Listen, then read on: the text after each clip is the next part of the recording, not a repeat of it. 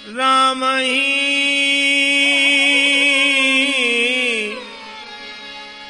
राम ही राम ही केवल प्रेम प्यारा राम ही केवल प्रेम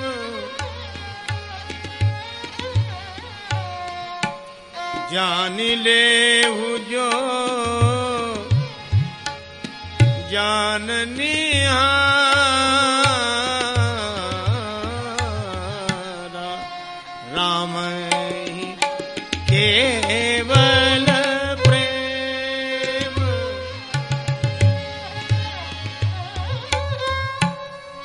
प्रेम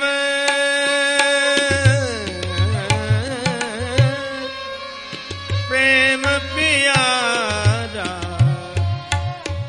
राम ही केवल प्रेम केवल प्रेम केवल प्रेम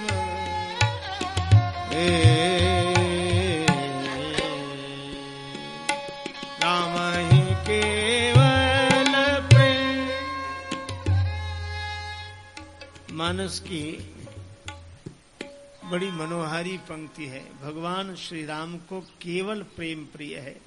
जो जानने वाले हैं वे जान लें। प्रेम पराधीन प्रभु अहिल्या माता के पास आते हैं और अहिल्या माता के पास तो इतनी कृपा प्रकट हुई ऐसा अन्यत्र नहीं दिखाई देता। देखो भगवान ने कुछ लोगों का उद्धार केवल कृपा दृष्टि से देखकर कर दिया। देखी राम सकल कपि सेना चितय कृपा करि राजीव नैना। कृपा दृष्टि से कल्याण हुआ। किसी का वाक्य श्रवण करके उनका कल्याण कर दिया। वेद वचन मुनि मन अगमते प्रभु करुणा ऐन वचन किरातन के सुनत जिम पितु बालक बैन। श्रवण से मंगल हो गया। किसी का वाणी से बोले वचन भगत भय भंजन। लेकिन अहिल्या माता के यहां तो सारी कृपाएं इकट्ठी हो गई। पूछा मुनि ही यह वाणी की कृपा। शिला प्रभु देखी यह नेत्रों की कृपा। और सकल कथा मुनि कही विसेखी। मुनि ने कथा कही श्री राम जी ने श्रवण की यह श्रवणों की कृपा। अच्छा इसमें स्पष्ट है गुरुदेव यह शिला कैसी पड़ी हुई है। मानो संकेत है कि भगवान ने अपने कर कमल से संकेत किया कि यह शिला कैसी पड़ी है। यह कर कमल की कृपा। और मुनितीय तरी परस पग धूरी यह चरण कमल की कृपा। सारी कृपाएं इकट्ठी हो गई। सारी कृपाएं। अच्छा एक और अद्भुत बात अहिल्या माता ने कहा चरण कमल रज चाहते। जिसे चरण ही मिल रहे हैं वो रज काहे को चाहे। मानो अहिल्या जी ने कहा कि प्रभु रज शब्द में श्लेष रजोगुण को भी रज कहते हैं और रज के कारण मेरा पतन हुआ। काम है इस क्रोध है इस रजोगुण समुद्भवा। ये काम क्रोध सब रजोगुण से उत्पन्न होने वाले हैं। तो रज से मेरा पतन हुआ है तो रज से ही उद्धार हो। देखो रज कहते हैं धूल को। और यह धूल जिसकी खुली आंख में गिर जाए वह आंख बंद हो जाती है। ये धूल जिसकी आंख में गिर जाए तो खुली हुई आंख बंद हो जाती है। पर गुरुदेव के चरण से जुड़ी हुई धूल जिसके आंख में गिर जाए तो बंद हुई आंख खुल जाती है। गुरुपद रज मृदु मंजुल अंजन नयन अमीय दृग दोष विभंजन। इसलिए यह रज भगवान के चरण से जुड़ी हुई है। यह रज श्री राम चरण रज है। यह रजोगुण होकर काम से जुड़ा हुआ रज नहीं है, यह तो श्री राम जी के चरण से जुड़ा हुआ रज है। तो रज के कारण यदि पतन हुआ है तो श्री राम चरण रज से ही उद्धार हो। चरण कमल रज चाहते। भगवान ने कहा तो हम तुम्हारा उद्धार देख कर ही कर दें। अहिल्या जी ने कहा कि जब आप देखेंगे तो हमारे दोष दिखाई देंगे, और दोष दिखाई देंगे तो हाथों में है धनुष बाण, यह दंड देने के लिए तैयार होगा। आपके चरण ही अच्छे हैं, इन चरणों में जो गिर जाए उसके गुण दोष नहीं देखे जाते, इसलिए चरणों का ही आसरा ठीक। चरण कमल रज चाहती, कृपा करहु रघुवीर। और भगवान की कृपा से श्री तुलसीदास जी गीतावली रामायण में लिखते हैं, मुनितीय तुरत त्याग पाहन तनु छविमय देह धरी, राम पद पदुम पराग परी। पर अद्भुत आश्चर्य, अहिल्या माता तो आनंदित हुई, गए पतिलोक आनंद भरी, राम जी उदास। अयोध्या से चले, हरसि चले मुनि भय हरण। अयोध्या से हर्षित होते हुए चले और मुनि आश्रम से हरसि चले मुनि वृंद, धनुष यज्ञ सुनि रघुकुल नाथ। हरसि चले मुनिवर के साथ। तो भी हर्षित होते हुए चले, लेकिन अहिल्या जी के उद्धार के बाद हरसि विशेषण नहीं है। चले राम लक्ष्मण मुनि संगा, चले राम लक्ष्मण मुनि संगा।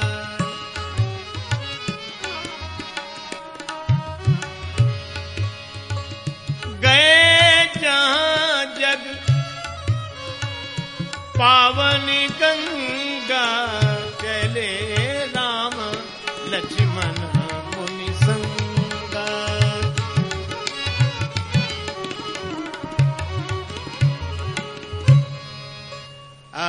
राम जी चले, उदास होकर चले। देखो अहिल्या माता ने बड़ी अद्भुत बात कही। दुनिया के लोग बड़े विचित्र होते हैं।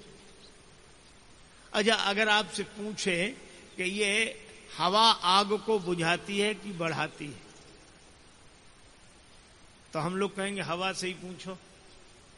और हवा से अगर पूछेंगे तो हवा ये कहेगी कि पहले हमें आग बताओ कैसी है। अगर आग बढ़ी हुई तो हम बढ़ा देंगे, और छोटी मोटी आग को जलने नहीं देंगे।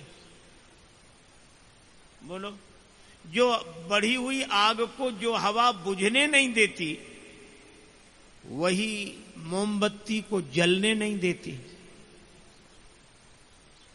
सबे सहायक सबल के कोई न निवल सहाय, और पवन जरावत आग को दीप ही देत बुझाए। बड़ों बड़ों की बड़े बड़े वही काम छोटे मोटे करें तो तुमने और उनका क्या कहना। उनका ये संसार की हवा है। लेकिन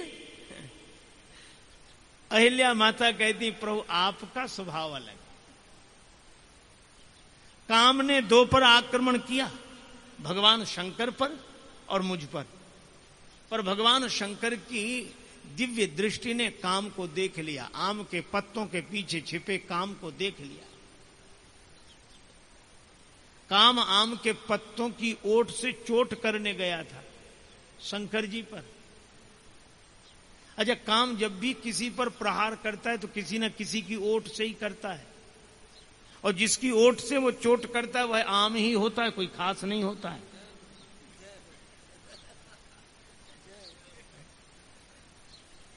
लेकिन काम के कारण आम भी खास लगता है। पर भगवान शंकर आम के पत्तों के पीछे छिपे काम को देख लेते हैं। और तीसरा नेत्र खुल गया, काम जलकर भस्म हो गया। यह भगवान शंकर का प्रभाव।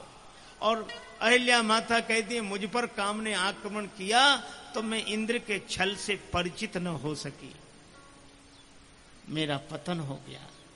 तो भगवान शंकर समर्थ में असमर्थ। पर भगवान श्री राम क्या करते हैं, समर्थ शिवजी को भी कुछ दिया और असमर्थ अहिल्या को भी कुछ दिया। पर अंतर क्या, का समर्थ शिव के सिर पर तो भगवान का चरणामृत श्री गंगा जी के रूप में, और अहिल्या जी के सिर पर तो भगवान ने अपना चरण ही रख दिया। यही पद पंकज यही पूजत अज मम सिर धरेउ कृपालु हरि। जिन चरणन ते निकसी सुरसरी शंकर जटा समाई।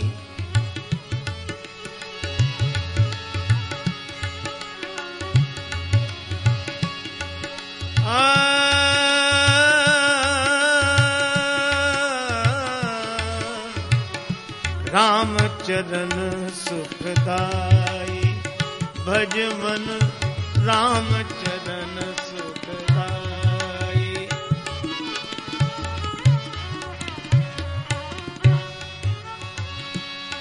सुखदाई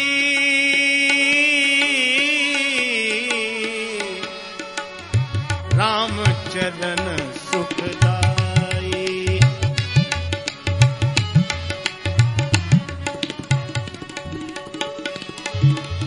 राम चरण सुखदाई। और ऋषि पत्नी के सिर पर भगवान ने चरण ही रख दिया। यह है निर्बल केवल राम। अहिल्या जी आनंदित होते हुए पतिलोक को जाती हैं और राम जी उदास होकर चले राम। क्यों? राम जी मन में सोचते हैं, सुन सीतापति शील स्वभाव। श्री तुलसीदास जी कहते हैं, सुन सीतापति शील स्वभाव, शिला साप संताप विगत भई, परसत पावन पांव। भगवान के श्री चरण के स्पर्श से शिला पाप संताप से मुक्त हो गई। पर दई सुगति सोना हेरी हरस ही है, चरण छुए पछिताव, सुन सीतापति शील स्वभाव। भगवान को लगा एक तो देवी ऋषि पत्नी ब्राह्मणी, इनके चरणों में तो मुझे प्रणाम करना चाहिए। लीला बसी सही पर मैंने चरण छुला दिया। यह भगवान सोचते पाप लग गया। यह राम जी का स्वभाव, उनका चरण किसी से छू जाए तो राम जी को लगता है कि पाप लग गया। यहां तो कोई हमारा पांव न छुए तो हमें लगता बड़ा पापी है, तो राम भी पांव भी नहीं छूता। और राम जी को लगा कि इस पाप का प्रायश्चित होना चाहिए, और प्रायश्चित होता है तीर्थ में। अच्छा, सब जगह के किए हुए पाप तीर्थ में मिट जाते हैं, पर तीर्थ के किए हुए पाप कहां मिटे हैं? और इसीलिए भगवान गए कहां?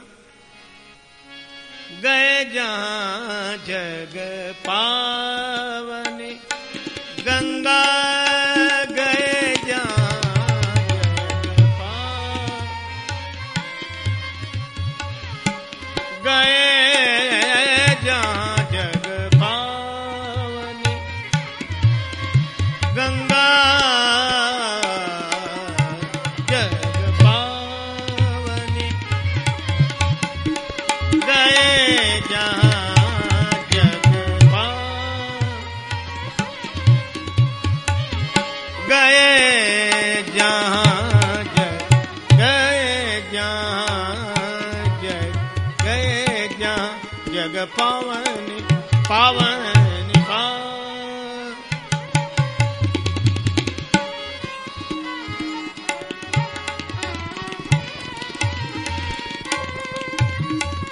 गए जहां जग पावन। गंगा जी किनारे भगवान आए। अच्छा देखो, तीर्थ में भी नियम है। तीर्थ का महात्म सुने, स्नान करें, दान दें।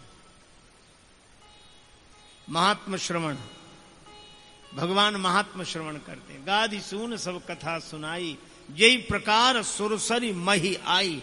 यह महात्म श्रवण। स्नान तब प्रभु ऋषि समेत नहाए, और फिर अंत में विविध दान मही देवन पाए।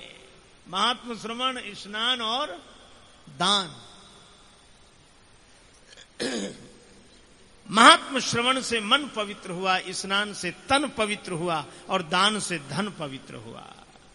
यह हमारे यहाँ तीर्थ करने की परंपरा है, और यह बड़ी विशुद्ध परंपरा है। महात्म श्रवण करना, स्नान करना, दान देना, तीर्थ में तीर्थ का ही चिंतन करना, मनन करना।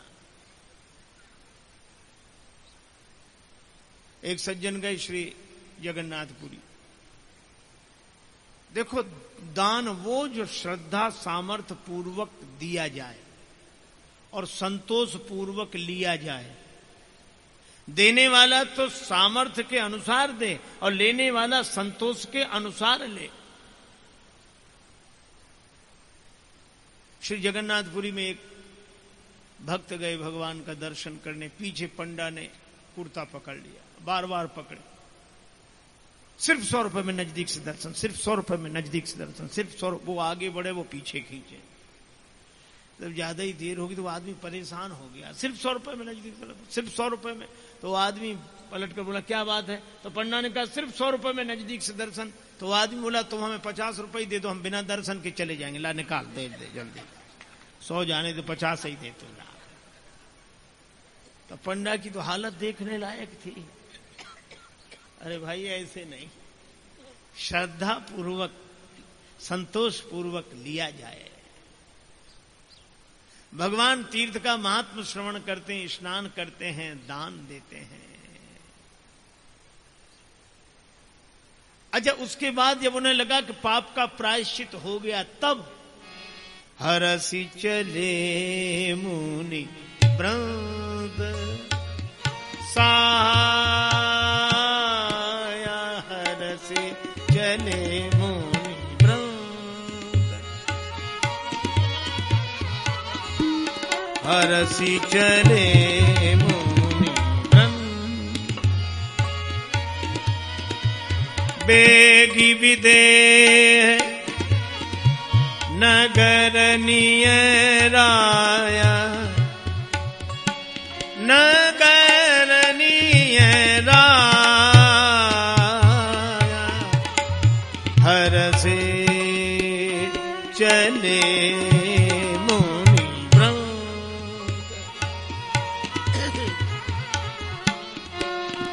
चले मुनि वृंद, चले मुनि वृंद, चले मुनि वृंद।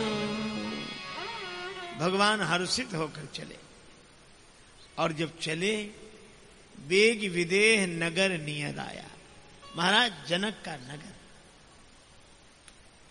आम्रवाटिका देखकर गुरुदेव ने कहा कि यहीं ठहर जाएं। राम जी ने कहा, जो आज्ञा।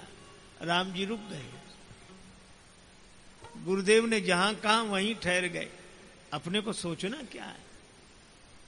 गए बगीचा घूमने। राम जी लक्ष्मण जी से कहते हैं, हा हा हा, कितनी सुंदर नगरी है। सियाजू की मिथिला नगरिया मनोहर लागे। सियाजू की मिथिला नगरिया, सियाजू की मिथिला नगरिया हो मनोहर लागे। सियाजू की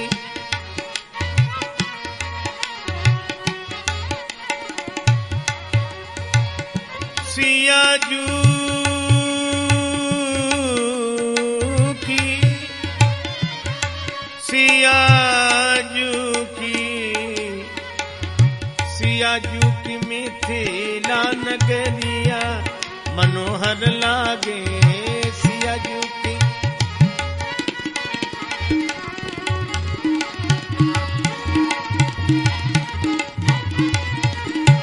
मनोहर लागे।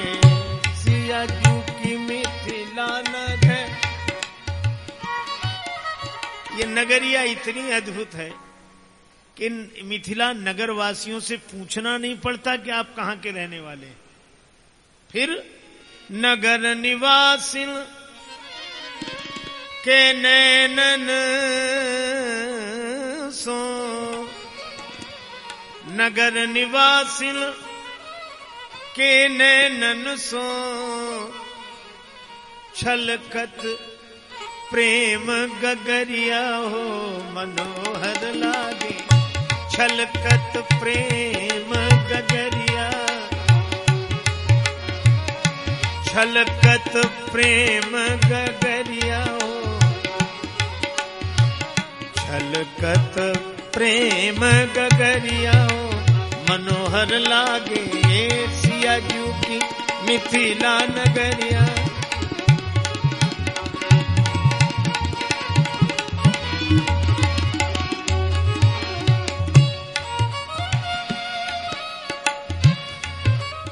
जिनके नेत्र सजल बने रहते हैं, आहा वर्षा ऋतु रघुपति भगत। अरे और तो देखो, ये आम के वृक्ष पर बैठी हुई कोयल कुछ बोल रही। ये कोयल क्या कह रही है? बोले मधुर धुन, बोले मधुर धुन, मधुर धुन कह श्री सिया सिया, बोले मधुर धुन कह श्री सिया सिया, आम की डार कोयलिया हो मनोहर लागे, आम की डार कोयलिया हो।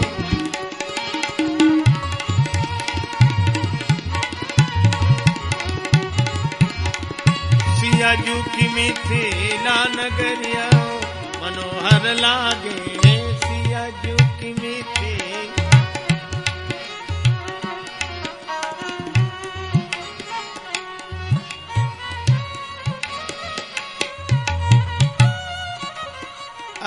मिथिला वासियों के नेत्र सजल, यहाँ के पक्षी तक कोयल भी बोल रही तो सिया जू सिया जू। अरे और तो और बाग बाग दिल करत बाग यह, ये बगीचा परम रम्य आराम यह जो राम ही सुख दे। बाग बाग दिल करत बाग यह, बाग दिल करत बाग यह, छाई बसंत बहरिया हो मनोहर लागे, छाई बसंत बहरिया।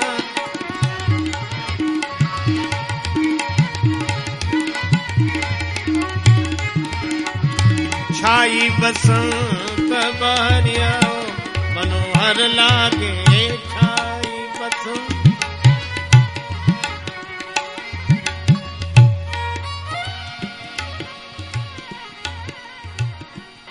बसंत जनु बसंत ऋतु रही लुभाई, और राम जी जहां आ जाए वहां बाहर आ जाते हैं। और बाजार की तो यह दशा, विविध वस्तु धरी बैठे बनिक बर, बरनत बने ना बजरिया हो मनोहर लागे, बरनत बने ना बजरिया। सिया जू की मिथिला नगरिया,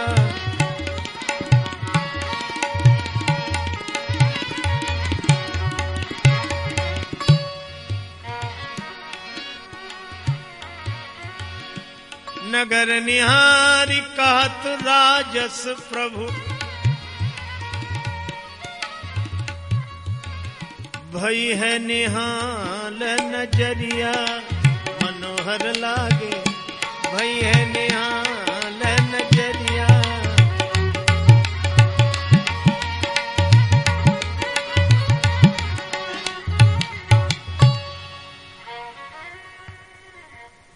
महाराज जनक को पता लगा विश्वामित्र महामुनि आए,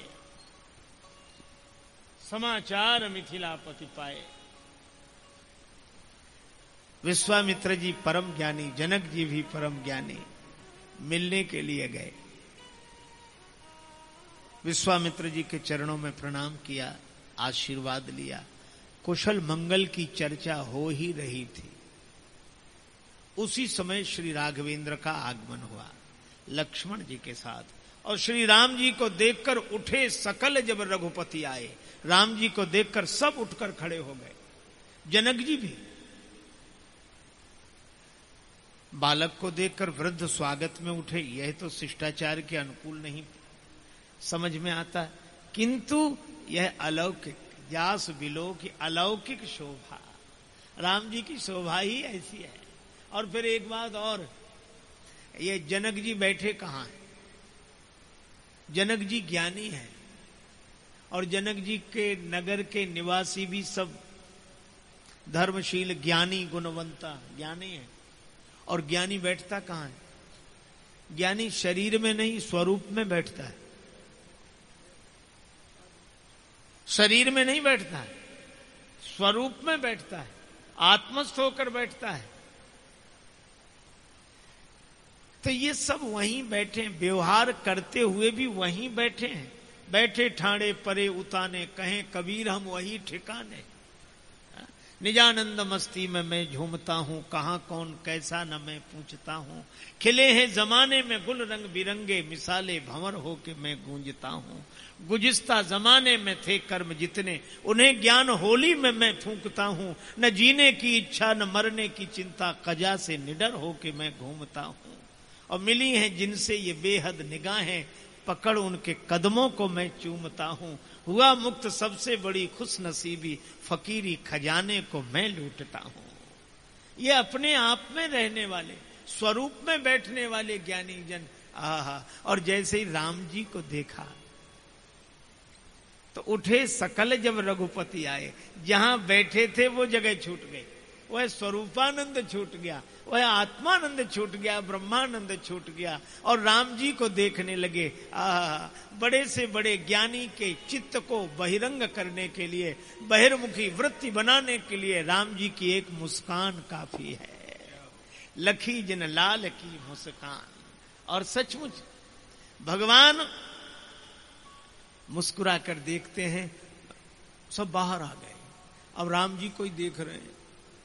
विश्वामित्र जी से पूछा, महाराज ये दोनों बालक कौन? जनक जी पूछ रहे कौन है, और विश्वामित्र जी मौन हैं।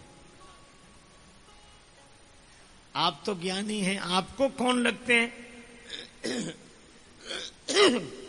हमें तो ब्रह्म, पर ये तो दो हैं, दो रूपों में प्रकट हो गए।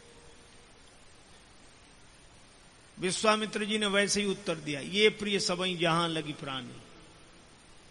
जनक जी पूछ रहे हैं ये कौन है? विश्वामित्र जी कह रहे हैं ये जितने प्राणी हैं ये सबको प्रिय हैं। अब ये कोई परिचय हुआ? राम जी को हंसी आ गई। तो राम जी बाहर से तो मुस्कुरा नहीं सकते, मन मुस्काही राम सुनि बानी। तब गुरु जी ने व्यवहारिक परिचय दिया, ये अयोध्याधिपति महाराज दशरथ के पुत्र हैं, यज्ञ रक्षा के लिए मैं लाया था। तो महाराज क्या आपका यज्ञ पूरा हुआ? विश्वामित्र जी बोले, हमसे क्या पूछते हो राजन, आपके यहां भी यज्ञ है, और जिनके कारण हमारा यज्ञ पूरा हुआ उन्हीं के कारण आपका भी यज्ञ पूरा होगा। अच्छा महाराज, हमको तो यह ब्रह्म लग रहे हैं। विश्वामित्र जी ने कहा, ब्रह्म तो इंद्रियों का विषय है नहीं, है तो नेत्रों से दिख रहे हैं। बड़ा सुंदर उत्तर जनक जी ने दिया, और मानो श्री तुलसीदास जी भी यही उत्तर देना चाहते हैं।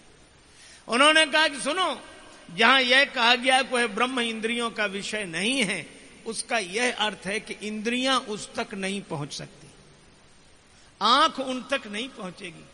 लेकिन वो अगर चाहें तो वो तो आंख तक पहुंच सकते हैं। इंद्रियों का विषय तो नहीं है, पर वह तो आकर इंद्रियों का विषय बन सकता है, इंद्रियां उसे विषय नहीं बना सकती। और ये आगे तुलसीदास जी ने कहा, जनक जी ने कहा, नयन विषय मोह कह भयो, सो समस्त सुख मूल, सबुई लाभ जग जीव कह भय ईश अनुकूल। और एक बात कह के चर्चा को विराम। बड़े आनंदित हुए, लेकर आए, पर ठहराए कहां? सुंदर सदन। और सुंदर सदन किसका है? श्री सीता जी का। सिय निवास सुंदर सदन। तो वह सुंदर सदन सीता जी से लेकर राम जी के रहने के लिए दिया। तहां वास लय दीन भुआला। और लेकर क्यों दिया? क्योंकि सगुण भगवान आए हैं, तो सगुण भगवान भक्ति के भवन में ठहर जाएं। और श्री सीता जी ने कहा कि मैं कहां ठहरूं? श्री जनक जी ने कहा कि बेटी तुम हमारे भवन में ठहर जाओ। बस यही है, प्रेम के भवन में भगवान ठहर जाएं और प्रेम हमारे जीवन भवन में ठहर जाए। यही जीवन की सार्थकता है। राम ही केवल प्रेम प्यारा, जान ले हो जो जान निहारा। जय सिया राम, जय जय सिया राम।